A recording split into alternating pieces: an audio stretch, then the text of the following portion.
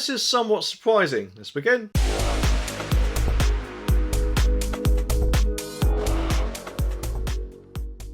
The article says that BBC's chairman has blasted the TV licence fee. Can you believe that? As a regressive tax. Richard Sharp yesterday admitted the £159 annual charge penalised the poor, women and of course pensioners. The corporation's chairman was asked by MPs if he still believed the teletax funder model was the least worst option. Mr Sharp replied, "There are issues with the TV licence. It's regressive. In some ways it's considered anachronistic because there are other countries that adapt other mechanisms. And there are a number of issues in terms of how we can collect the licence fee from pensioners and also issues arising from people's failure to pay the licence. For example, with respect to gender issues, so it is imperfect.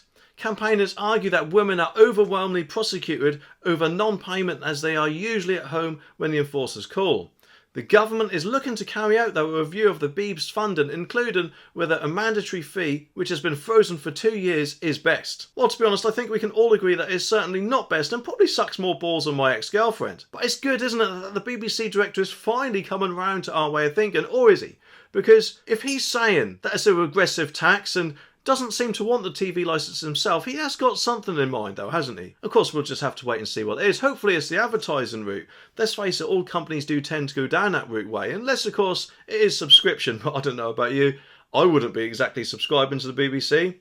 Although if they did go down that route, they could open it up to the whole world to do, couldn't they? But just how much would they charge? I think £2 is more than generous. Well, basically 2p is more generous, but there we go. I personally think they should go down the advertising route. And yes, okay, I know there are going to be some people out there going, "Oh no, I can't possibly watch ads. I do not like breaks in my programmes whatsoever."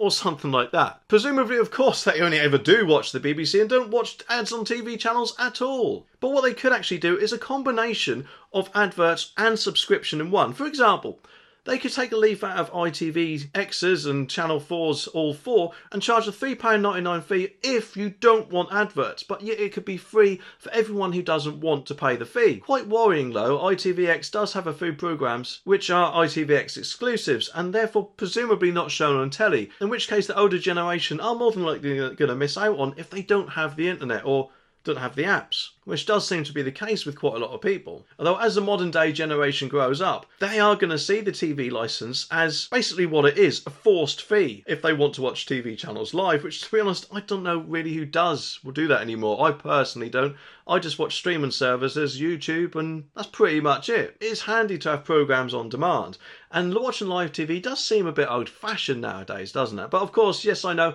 if you watch sport, you're not going to really want to wait, are you? You are going to want to watch it live, and I don't think we should pay the BBC for the privilege if it isn't on their TV channel. Do you think that's a good idea? Let me know in the comments. But I personally think that as the BBC boss has actually said this, it is a death blow for the TV licence fee, and they can't come back from it in my opinion. Which hopefully means that the 2027 Royal Charter for TV Licence Protection won't go ahead. Finally, after all these years, common sense may actually prevail. But then again, of course, it's the BBC, so it might not do.